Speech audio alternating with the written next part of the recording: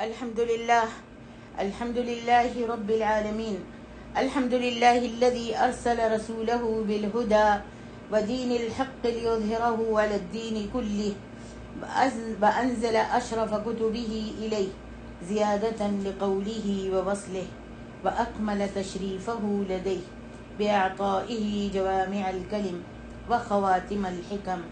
اللهم صل على محمد وعلى آل محمد وأصحاب محمد وأتباع محمد وبارك وسلم تسلیما کثیرا. السلام علیکم ورحمۃ اللہ وبرکاتہ.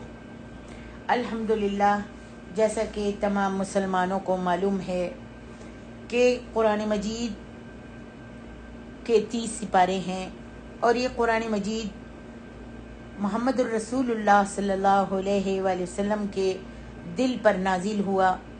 اس کے 30 سپارے ہیں، جن 30 سپاروں میں سے ہم 24 سپاروں کا خلاصہ بیان کر چکے ہیں. آج ہم 25ویں سپارے کا خلاصہ بیان کریں گے اپنی استطاعت کے مطابق. اللہ سبحانہ و تعالی سے دعا کرتی ہوں کہ اللہ سبحانہ و تعالی مجھے صحیح بات کہنے کی اور صحیح بات سمجھانے کی آپ سب کو اور مجھ کو اس پر عمل کرنے کی توفیق عطا فرمائے. ہم 25واں سپارہ سورۃ الشورى سے شروع کریں گے. اس سورت میں اللہ تعالیٰ نے ایک سوال جو ہم سب کے ذہنوں میں آتا ہے اس کا جواب دیا ہے، اور بہت شاندار انداز میں اللہ سبحانہ و تعالیٰ نے جواب دیا ہے. فرماتے ہیں فریق فی الجنت و فریق فی السعیر. ایک گروہ جنت میں جائے گا اور ایک گروہ جہنم میں جائے گا. ہمارے ذہنوں میں ایک سوال آتا ہے کہ اللہ ہی نے سب لوگوں کو بنایا ہے، پھر وہ ایک گروہ کو جنت میں ڈالے گا اور ایک کو جہنم میں، آخر کیوں؟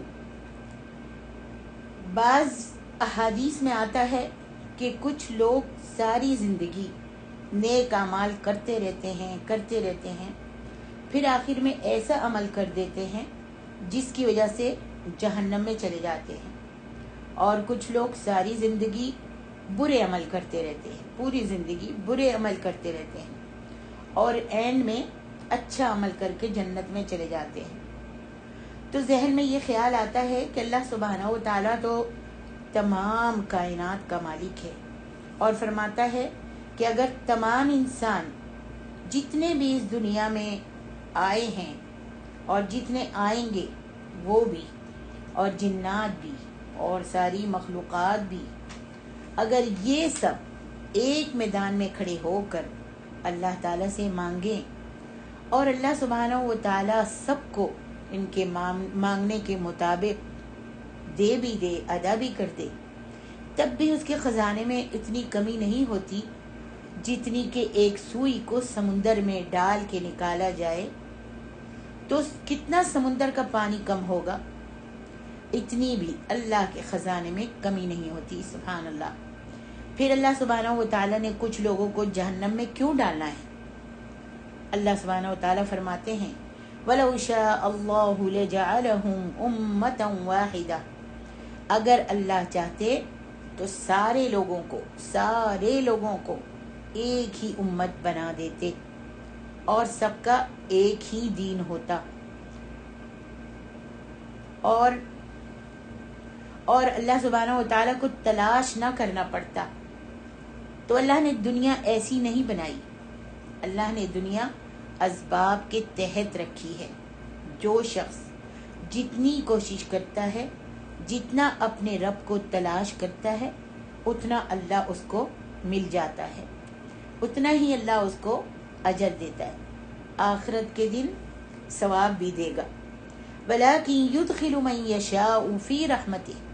اللہ داخل کرتا ہے اپنی رحمت میں اس کو جو اس رحمت میں داخل ہونا چاہتا ہے. تو اللہ سبحانہ و تعالیٰ نے یہ دنیا بنا کر اس میں ہر طرح کے اسباب اور ہر طرح کے وسائل رکھ دیے، اور پھر نیکی اور بدی کا راستہ بھی واضح کر دیا. اب جو شخص نیکی کرنا چاہتا ہے اس کے وسائل اور اسباب بھی رکھے ہیں، اور جو گناہ کرنا چاہتا ہے اس کے وسائل اور اسباب اور اختیار بھی رکھے ہیں۔ اب یہ ہر ایک کی اپنی چوائس ہے، چاہے تو رحمان کا بندہ بن جائے اور چاہے تو شیطان کا بندہ بن جائے۔ تو جو شخص رحمان کا بندہ بنتا ہے، دنیا میں تمام برے اسباب و وسائل لذتیں ہونے کے باوجود وہ اپنا منہ باندھ کر اپنی خواہشات کو قابو میں رکھ کر،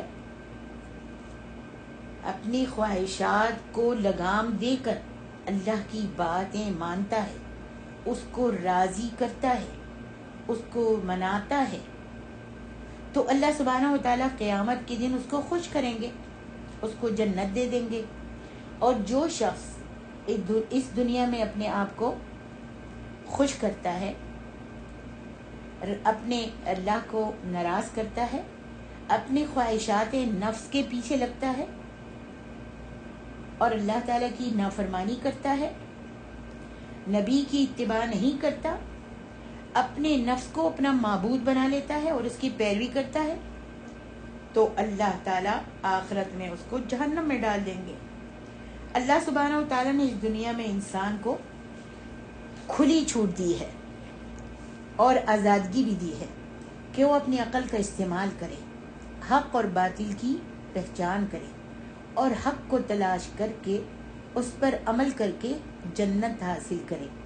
لیکن اگر انسان حق ظاہر ہونے کے باوجود نہ مانے اور باطل کی طرف ہی دوڑتا رہے، تو پھر اللہ سبحانہ و تعالیٰ نے اس کے لیے جہنم رکھی ہے۔ اگر اللہ سبحانہ و تعالیٰ کو ایسی مخلوق چاہیے ہوتی کہ جن کو سب کو یعنی جنت میں لے جانا ہوتا، اللہ کو اگر ایسی مخلوق بنانی ہوتی، ایسی مخلوق چاہیے ہوتی کہ سب کو جنت میں لے جانا ہوتا، تو اس کے لیے فرشتے موجود ہیں، اور فرشتے جو ہیں کبھی گناہ نہیں کرتے۔ اللہ نے ان کے اندر خواہشات رکھی ہی نہیں ہیں، ان کو عقل بھی ایسی نہیں دی کہ وہ اپنے اختیار سے کوئی چیز منتخب کر سکیں۔ وہ تو اللہ کے نافرمان بندے ہیں، جو اللہ نے ان کے ذمے لگا دیا وہ بغیر چوں چراں کیے اس پر عمل کیے جا رہے ہیں، اپنی ڈیوٹیاں دے رہے ہیں۔ اللہ نے ان کو اختیار ہی نہیں دیا کہ انہوں نے نیکی کرنی ہے یا بدی کرنی ہے یا گناہ کرنا ہے۔ فرشتے تو صرف نیکی ہی کرتے ہیں، ان کے اندر یہ خیار والا، اختیار کرنے والا معاملہ اللہ نے رکھا ہی نہیں ہے۔ انسان کو تو سارے اختیارات دے رکھے ہیں۔ پھر اس کے بعد ایک اور سوال ہوتا ہے کہ کچھ امیر اور کچھ غریب کیوں ہیں؟ اس کا بھی اللہ سبحانہ و تعالیٰ نے اس آیت میں جواب دیا ہے۔ فرماتے ہیں فاطر السماوات والارض، وہ آسمانوں اور زمینوں کا پیدا کرنے والا ہے۔ جعل لکم من انفسکم ازواجا ومن الانعام ازواجا، اس نے تمہارے بھی جوڑے بنائے ہیں اور جانوروں کے بھی جوڑے بنائے ہیں۔ یذرؤکم فیہ، اور اسی طرح وہ تمہیں بڑھاتا رہتا ہے۔ لیس کمثلہ شیء، اب اس میں اللہ تعالیٰ توحید کا بیان کر رہا ہے کہ اس رب العالمین جیسا کوئی نہیں ہے، کوئی ہے ہی نہیں اس کی مثال۔ اس کی مثال جو ہے وہ کسی کے ساتھ ملا کر نہیں دی جا سکتی، اس کے مثل، اس کے برابر کوئی ہے ہی نہیں۔ اب کوئی کہے، اس کی مثال دے کہ اللہ کے ہاتھ ایسے ہیں، پاؤں ایسے ہیں، ہم بیان نہیں کر سکتے کہ اس لیے اللہ نے بیان نہیں کیا۔ ہاں اللہ سبحانہ و تعالیٰ نے یہ ضرور فرمایا کہ وَهُوَ السَّمِيعُ الْبَصِيرُ، وہ سننے والا اور دیکھنے والا ہے۔ لَهُ مَقَالِيدُ السَّمَاوَاتِ وَالْأَرْضِ، اسی کے پاس زمین اور آسمان کی تمام کنجیاں ہیں۔ يَبْسُطُ الرِّزْقَ لِمَن يَشَاءُ وَيَقْدِرُ، وہ جس کے لیے چاہتا ہے رزق کو کشادہ کر دیتا ہے، وسیع کر دیتا ہے، اور جس کے لیے چاہتا ہے تنگ کر دیتا ہے۔ إِنَّهُ بِكُلِّ شَيْءٍ عَلِيمٌ، اور وہ اللہ سبحانہ و تعالیٰ ہر چیز کو خوب جاننے والا ہے۔ یعنی اللہ کو خوب پتہ ہے کہ کس کے لیے زیادہ رزق بہتر ہوگا اور کس کے لیے رزق کم بہتر ہوگا۔ فرمایا وَلَوْ بَسَطَ اللَّهُ الرِّزْقَ لِعِبَادِهِ لَبَغَوْا فِي الْأَرْضِ۔ یہ آیت سبحان اللہ مجھے قرآن مجید میں بہت اچھی لگتی ہے۔ ویسے تو قرآن کی ساری آیتیں ہی اچھی لگتی ہیں، لیکن سبحان اللہ یہ آیت جو ہے میرے دل کو بڑا کشادہ کرتی ہے، اور سبحان اللہ اللہ کی قدرت پر مجھے بہت اس کی شان پر فخر ہوتا ہے۔ اگر اللہ تعالیٰ ہر کسی کے لیے رزق کشادہ کر دیتے، ہر ایک کو اللہ تعالیٰ بہت زیادہ رزق دے دیتے، سب کو مالدار اور غنی کر دیتے، تو یہ سارے لوگ زمین کے اندر بغاوت کرنا شروع کر دیں گے، سرکش ہو جائیں گے۔ سبحان اللہ۔ اور آج کل ہم نے اپنے معاشرے میں ہی دیکھا ہے، جب کسی انسان کے پاس دولت آتی ہے تو وہ سرکش ہو جاتا ہے، اپنی اوقات سے باہر آ جاتا ہے، اور اپنے خدا کو بھول جاتا ہے۔ خدا کو ہی نہیں بلکہ اپنے رشتہ داروں کو، اپنی پچھلی زندگی کو جو اس نے غربت میں گزاری ہوتی ہے، جو اس کے ماں باپ نے فقیری کی حالت میں گزاری ہوتی ہے، وہ بھول جاتا ہے اور سرکش ہو جاتا ہے، بغاوت پر تل جاتا ہے، اور اس کا یہی کہنا ہوتا ہے کہ میں تو ہمیشہ سے ہی مالدار ہوں۔ اللہ نے ہم کو ہمیشہ سے ہی ایسا رکھا، اپنی اوقات بھول جاتا ہے نا۔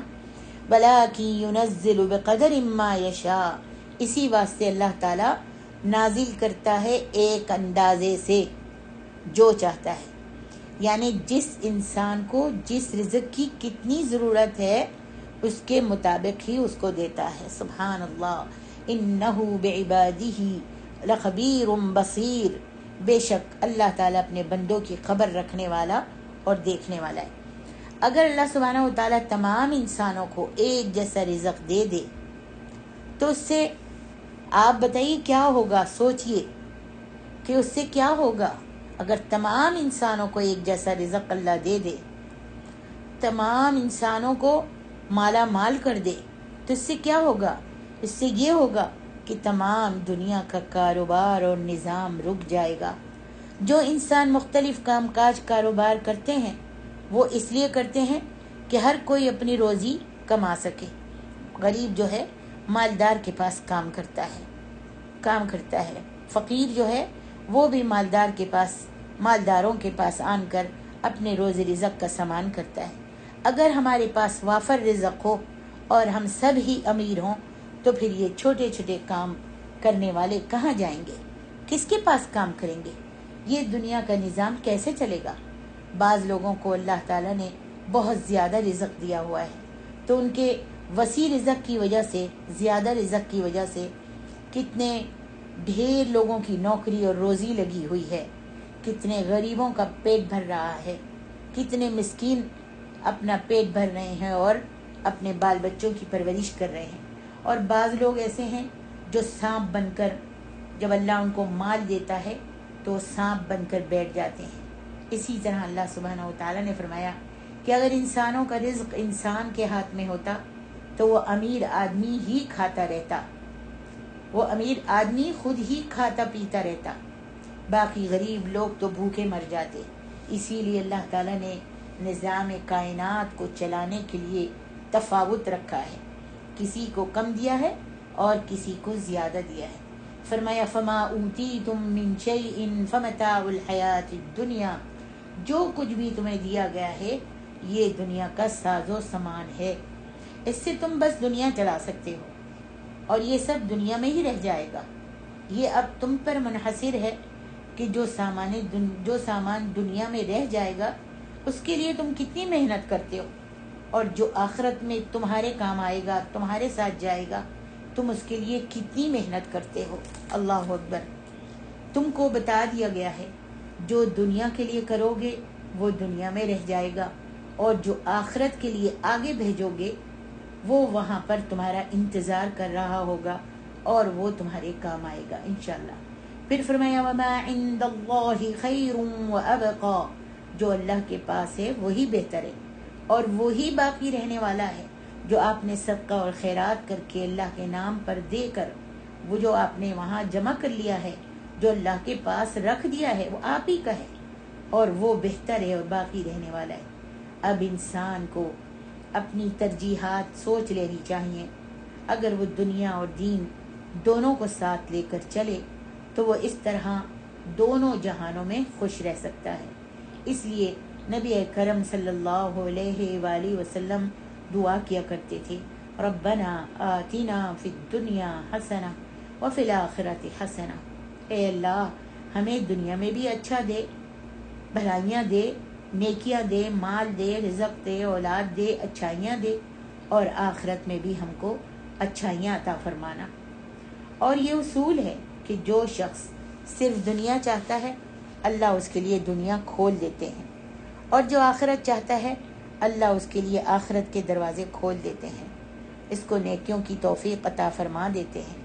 تو ہم سب کو دعا کرنی چاہیے کہ اللہ ہمیں دین اور دنیا دونوں ہی عطا فرمائے، اور دونوں کے لیے کوشش اور محنت کرنی چاہیے۔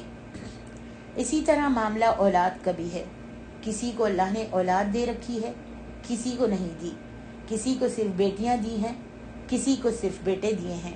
اللہ سبحانہ و تعالیٰ فرماتے ہیں للہ ملک السماوات والارض، زمین اور آسمان کی بادشاہی اسی اللہ کے لیے ہے، یخلق ما یشاء، وہ جو چاہتا ہے پیدا کرتا ہے، یہب لمن یشاء اناثا ویہب لمن یشاء الذکور، جس کو چاہتا ہے بیٹیاں دیتا ہے اور جسے چاہتا ہے بیٹے دیتا ہے، او یزوجہم ذکرانا واناثا، یا انہیں بیٹے اور بیٹیاں دونوں ہی دے دیتا ہے، سبحان اللہ۔ آگے فرمایا وَيَجْعَلُ مَن يَشَاءُ عَقِيمًا، اور جس کو چاہتا ہے وہ باندھ رکھتا ہے، کس واسطے کہ انہ علیم قدیر، وہ ہر چیز پر قدرت رکھنے والا ہے۔ بعض دفعہ انسان اس معاملے میں بہت پریشان ہوتا ہے، اصل میں تو انسان بے حد ناشکرا ہے، ہمیشہ سے ناشکرا رہا ہے۔ جس کے پاس بیٹے ہوتے ہیں وہ بیٹیوں کے لیے ترس رہا ہوتا ہے اور کہتے ہیں بس ایک ہی بیٹی مل جائے، اور جس کے پاس بیٹیاں ہوتی ہیں اسے بیٹوں کی خواہش تڑپاتی رہتی ہے کہ ہمارا وارث آ جائے، بس ایک ہی ہو جائے بیٹا، بس بیٹا مل جائے، اللہ اکبر۔ اور پھر جائز اور ناجائز ہر طرح کے حربے استعمال کر رہا ہوتا ہے انسان۔ جس کے پاس اولاد نہیں ہوتی وہ بھی جائز ناجائز حربے استعمال کرنے لگتا ہے۔ انسان کو اصل میں اللہ کی بادشاہت کو مانتے ہوئے سر تسلیم خم کر لینا چاہیے۔ انسان کو اصل میں اللہ کی بادشاہت کو، اس کی ملوکیت کو مانتے ہوئے اپنا سر جھکا دینا چاہیے، تاکہ اللہ سبحانہ و تعالی خوش ہو۔ جو اللہ نے دیا اس پر خوش ہو اور راضی رہنا چاہیے، خوش ہو کر راضی رہنا چاہیے، اور جو نہیں دیا اس پر مایوس نہیں ہونا چاہیے۔ کلمات کفر ادا کرنا یا شرک میں پڑ جانا بہت برا ہے، جو دنیا اور آخرت دونوں خراب کر دیتا ہے۔ بعض لوگ ایسی خرافات میں پڑ جاتے ہیں جن کے پاس اولاد نہیں ہو رہی، یا بیٹیاں ہیں بیٹا نہیں ہو رہا، یا کسی کے پاس بچے ہی نہیں ہو رہے، تو بعض لوگ ایسی خرافات میں پڑ جاتے ہیں، پہلے تو کفریہ کلمات ادا کرتے رہتے ہیں، اور دوسری جگہ پہ دوسرے لوگ جو ہیں، بعض لوگ درگاہوں میں جا کر اولادیں مانگتے ہیں، پیروں فقیروں کے پاس جاتے ہیں، جادوگروں کے پاس جاتے ہیں، تعویذ گھنٹوں کا استعمال شروع کر دیتے ہیں، اور وہ تعویذ شرکیہ غیر شرکیہ سب اپنے گلوں میں لٹکا لیتے ہیں، باندھ لیتے ہیں، دو دو کے پینے لگتے ہیں۔ اس سے کیا ہوتا ہے؟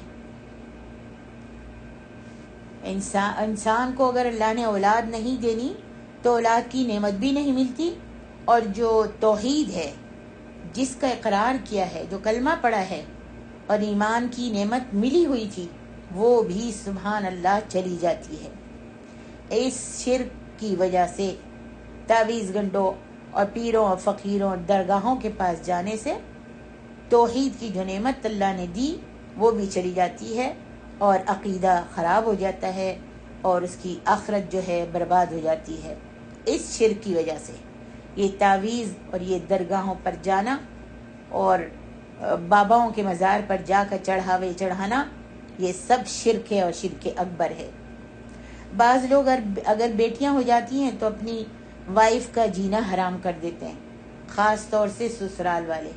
تو تو یہ سب جان جائیے کہ اللہ کے ہاتھ میں ہے. اللہ کو بہتر پتہ ہے کہ اس کے لیے لڑکیاں بہتر ہیں یا بیٹے بہتر ہیں. یہ کسی کے ہاتھ میں نہیں ہے.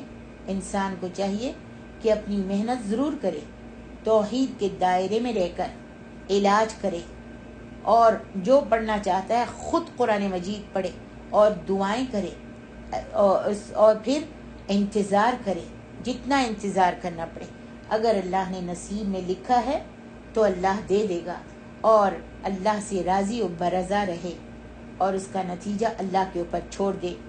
تو سبحان اللہ, جو اللہ پر چھوڑ دیتا ہے, اللہ کی مرضی پر راضی رہتا ہے, تو ایسا انسان اللہ تعالیٰ اس کے دل کو آزاد کر دیتا ہے اور خوشیاں عطا فرما دیتا ہے, اور محرومی اس کے ذہن سے اور دل سے نکل جاتی ہے. بنیادی چیز یہ ہے کہ آخرت کو اپنا مقصد بنائیں, اور جو کچھ آپ کے پاس ہے اس کے اوپر مطمئن ہو جائیں, اور جو آپ کے پاس نہیں ہے وہ اللہ سے مانگیں. لیکن ہدف یہی ہونا چاہیے کہ میں ایسا کوئی کام نہیں کروں گی, ایسا کوئی شرک والا کام نہیں کروں گی کہ جس سے اللہ تعالیٰ ناراض ہو جائے. اس کے بعد سورۃ زخرف ہے, جس کے اندر حضرت ابراہیم علیہ السلام اور حضرت موسیٰ علیہ السلام کے واقعات ہیں, اور قریش مکہ کا کچھ احوال ہے. اس میں ہمارے لیے جو بات قابل غور ہے وہ یہ ہے کہ اللہ تعالیٰ فرماتے ہیں وَمَن يَعْشُ عَن ذِكْرِ الرَّحْمَنِ نُقَيِّضْ لَهُ شَيْطَانًا فَهُوَ لَهُ قَرِينٌ. اور جو کوئی بھی رحمان کے ذکر سے منہ پھیر لے گا, اللہ کے ذکر سے منہ پھیر لے گا, تو ہم اس کے اوپر ایک شیطان مسلط کر دیتے ہیں, جو اللہ کو یاد ہی نہیں کرتا, جو اللہ کا بن کر نہیں رہتا, جو لا الہ الا اللہ تو کہتا ہے لیکن شرک کرتا ہے, جو اللہ کے ذکر سے منہ پھیرتا ہے, نا امید ہو جاتا ہے, مایوس ہو جاتا ہے, تو اللہ تعالیٰ اس شیطان کو اس پر مسلط کر دیتے ہیں, اور وہ شیطان جو ہے اس کا ساتھی بن جاتا ہے. اور پتہ ہے آپ کو یہ کیفیت کب ہوتی ہے؟ تب یہ کیفیت ہوتی ہے جب انسان ہر طرح سے ہر حال میں اللہ تعالیٰ سے منہ موڑ لے, اور وہ اللہ تعالیٰ کے راستے کی طرف جانے کی کوشش بھی نہ کرے. یعنی اس کو اگر کوئی توحید یا ہدایت کی بات بتائی جائے, اس سے بات کی جائے ہدایت کی, تو وہ اس سے منہ موڑ لیتا ہے. وہ کسی ایسے شخص کی بات ہی نہیں سننا گوارا نہیں کرتا, بلکہ کہتا ہے چلو چلو بس کرو, تم آئے بڑے حاجی بن کر, بڑی آئی ملانی بن کر, بڑی آئی نصیحتیں کرنے والی, مجھے سب پتہ ہے, چلو چلو اپنا کام کرو, مجھے مت سکھاؤ, مجھے سب کچھ پتہ ہے. اس طرح کی باتیں کرنے لگتے ہیں, اور پھر وہ راہ راست پر آنا ہی نہیں چاہتے. تو پھر اس پر شیطان مسلط ہو جاتا ہے. پھر وہ شیطان کیا کرتا ہے؟ اللہ نے فرمایا وَإِنَّهُمْ لَيَصُدُّونَهُمْ عَنِ السَّبِيلِ وَيَحْسَبُونَ أَنَّهُمْ مُهْتَدُونَ. پھر شیطان ان کو سیدھے راستے سے روکتا ہے, اور ان کے ذہن میں یہ بات ڈال دیتا ہے کہ تم ٹھیک ہو, بس تم صحیح جا رہے ہو, جو بھی کچھ کر رہے ہو یہی سیدھا راستہ ہے, اور تم ہی کامیاب ہو. یہ سب تو بس ایسے ہی ہیں, یہ حسد کر رہے ہیں, یہ جلن کر رہے ہیں, ان کے پاس جلن ہے, حسد ہے, اس واسطے یہ نہیں چاہتے کہ تمہارے لیے بہتر ہو. پھر شیطان ان کو سیدھے راستے سے روکتا ہے, اور ایسی جھوٹی سچی باتیں ان کے ذہن کے اندر ڈالتا ہے کہ تم کامیاب ہو, تمہارا بزنس, گاڑی, گھر, کاروبار سب کچھ بالکل پرفیکٹ ہے, تم دنیا میں کامیاب ترین انسان ہو. یہ سب تم سے جل رہے ہیں, حسد کر رہے ہیں. اور بعض مرتبہ تو یہ خیال بھی دل میں ڈال دیتا ہے کہ جس نے اس دنیا میں سب کچھ مجھے دے رکھا ہے, اللہ نے یہ گاڑی, یہ بنگلہ, یہ بینک بیلنس, یہ جتنا کچھ دے رکھا ہے, وہ قیامت کے دن بھی مجھ کو سب کچھ دے گا. میں تو اس کا چنا ہوا بندہ ہوں نا, اسی لیے تو اللہ نے مجھے نعمتوں سے نوازا, میں تو اس کا قریبی اور خاص انسان ہوں. بالکل جیسے یہودی کہتے تھے نحن ابناء اللہ و احباہ. یہودی کیا کہتے تھے؟ ہم تو اللہ کے بیٹے اور اس کے محبوب ہیں. ہم تو پرانے ہمارے باپ دادا جو ہیں وہ پیغمبریت چلی آ رہی ہے, ہم تو اللہ کے بیٹے ہیں, ان کے پیارے ہیں, ان کے پیاروں کے بیٹے ہیں.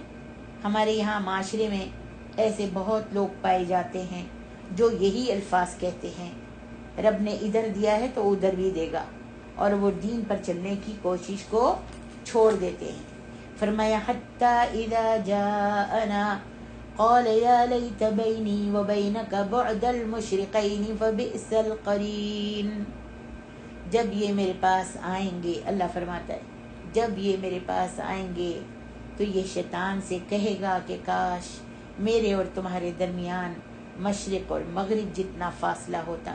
فبئس القرین، تو بہت برا ساتھی ہے، دنیا میں بھی میرا برا ساتھی تھا، تو نے میرے ساتھ بہت برا کیا. اللہ اکبر. یہ قیامت والے دن پھر شیطان کو اپنا دشمن سمجھے گا. تو یاد رکھیے شیطان سے مراد جن ہی نہیں ہے، شیطان ہی نہیں ہے، بلکہ یہ انسانی دوست بھی ہو سکتے ہیں. صرف شیطان ہی نہیں کہ شیطان ہی اس کا قرین بن جاتا ہے یا دوست بن جاتا ہے، جن ہی اس کا دوست بن جاتا ہے، بلکہ انسان شیطانی شکل میں، انسان بھی شیطانی شکل سے دوست ہو سکتے ہیں. کہ ایک اچھا خاصا انسان ہو، بعض مرتبہ اس کو ایسا بذات قسم کا دوست بن جاتا ہے، مل جاتا ہے کہ اس کو راہ راست سے ہٹا کر برے کاموں کی طرف لگا دیتا ہے. ہمارے معاشرے میں جو بچے بگڑ جاتے ہیں انہیں ان کے برے دوست ہی بگاڑتے ہیں. تو ہمیں بہت ہوشیار رہنا ہے ایسے لوگوں سے، تاکہ قیامت کے دن یہ نہ کہنا پڑے کہ کاش ہم تم میں اتنا فاصلہ ہو جائے، کاش میرے اور تمہارے درمیان اتنا فاصلہ ہو جائے، مشرق اور مغرب کے درمیان جتنا فاصلہ ہو جائے. کیوں ہو جاتا؟ دنیا میں ہو جاتا، کیونکہ اس دن یہ کہنے کا کوئی فائدہ نہیں ہوگا. اللہ اکبر. کوئی فائدہ نہیں ہوگا. پہلے تو تم دوستیاں کر کے ایک دوسرے کی صحبت سے اپنے آپ کو خراب کرتے رہے اور رسول اللہ اور اس کے فرمان سے منہ موڑتے رہے. آج یہ کہنے کا کوئی بھی فائدہ نہیں ہوگا. فرمایا وَلَن يَنفَعَكُمُ الْيَوْمَ إِذ ضَلَلْتُمْ أَنَّكُمْ فِي الْعَذَابِ مُشْتَرِكُونَ. تم پہلے ظلم کرتے رہے، اب اس بات کا کیا فائدہ؟ اب تم دونوں کو اکٹھا عذاب بھگتنا پڑے گا. وہ تو جہنم میں شیطان جائے گا ہی، لیکن تمہیں بھی لے کر گیا ہے. تم دونوں کے ساتھ جانے سے یہ نہیں ہوگا کہ کسی کا عذاب اللہ تعالیٰ کم کر دے گا، یا شیطان کو زیادہ دے گا اور انسان کو کم دے گا، دوست کو زیادہ دے گا جس کے راستے پر چلے تھے اور تم کو کم دے گا. نہیں، بلکہ دونوں اپنے اپنے عذاب میں مبتلا ہوں گے، مگر ایک دوسرے کی وجہ سے مبتلا ہوں گے. تو ایسی صحبت ہم سب کو اختیار کرنی چاہیے، ایسے لوگوں کے ساتھ اٹھنا بیٹھنا چاہیے جس سے انسان کو کچھ فائدہ ہو. جیسا کہ حدیث شریف میں آتا ہے کہ نیک لوگوں کی صحبت اس عطر فروش کی طرح ہے، اس عطر بیچنے والے کی طرح ہے. جو نیک لوگوں کی صحبت ہے وہ اس عطر بیچنے والے کی طرح ہے کہ انسان اگر اس سے خوشبو نہ بھی خریدے، دکان میں جا کر بیٹھتا ہے خوشبو والے کے پاس جو خوشبو بیچ رہا ہے، اس کی دکان میں بیٹھتا ہے، اس سے خریدتا نہیں، مگر چونکہ وہ اس کے پاس بیٹھا ہے اس کی دکان میں تو اس سے خوشبو کپڑوں میں رچ بس جاتی ہے نا. آپ نے کبھی ہمیشہ دیکھا ہوگا کہ اگر خوشبو والی دکان میں جاؤ تو وہاں سے خوشبو خریدو بھی نہیں، پھر بھی کپڑوں میں رچ بس جاتی ہے. اور اگر انسان اس دکان سے نکل جائے تب بھی ہمارے پاس سے خوشبو آتی رہتی ہے. اور برے لوگوں کی صحبت کی مثال اللہ نے ایسی دی ہے، اللہ کے رسول نے ایسی دی ہے جیسے لوہار ہوتا ہے، اس کی بھٹی جلتی رہتی ہے. انسان اس کے پاس بیٹھے، اس بھٹی کے پاس جائے، اس کی دکان میں جائے لوہار کی اور بیٹھے تو وہاں جو جلنے کی وجہ سے دھواں آتا رہتا ہے، اگر زیادہ قربت ہو جائے تو ایک آدھا چنگاری اڑ کر کپڑوں پر بھی پڑ جاتی ہے، جو انسان کے لباس اور جسم دونوں کو داغدار کر دیتی ہے. فائدہ کچھ بھی نہیں ہوتا. اور جب انسان وہاں سے نکلتا ہے تو کپڑوں میں بھی سارے یا تو چنگاری کا نشان ہوتا ہے یا پھر پاس سے جلنے کی اور دھوئیں کی بدبو آ رہی ہوتی ہے. حاصل کچھ نہیں ہوتا. عطر والے انسان سے نہ بھی خریدے تو کم سے کم خوشبو تو آتی ہے، طبیعت تو خوش ہوتی ہے. اس سے تو انسان کی ناک، اور دوسری لوہار کی دکان سے تو انسان کی ناک جلتی رہتی ہے، جسم جلنے کا خطرہ بھی ہوتا ہے، لباس جلنے کا خطرہ بھی لگا رہتا ہے. تو اچھے اور نیک لوگوں کے پاس بیٹھنا چاہیے ہم سب کو. اس سے نیکی کی ترغیب ملتی ہے اور انسان جو ہے وہ راہ راست پر آ جاتا ہے اور صراط مستقیم پر چلنے کے امکانات جو ہیں وہ بڑھ جاتے ہیں. سبحان اللہ. اور اگر برے لوگوں کا ساتھی بن جائے اور برے لوگوں کی صحبت میں بیٹھنے لگے تو اسے جہنم میں، یہ برا آدمی اور اس کی صحبت جو ہے وہ جہنم میں لے جاتے ہیں. اللہ سبحانہ و تعالی سے دعا کرتے ہیں کہ اللہ سبحانہ و تعالی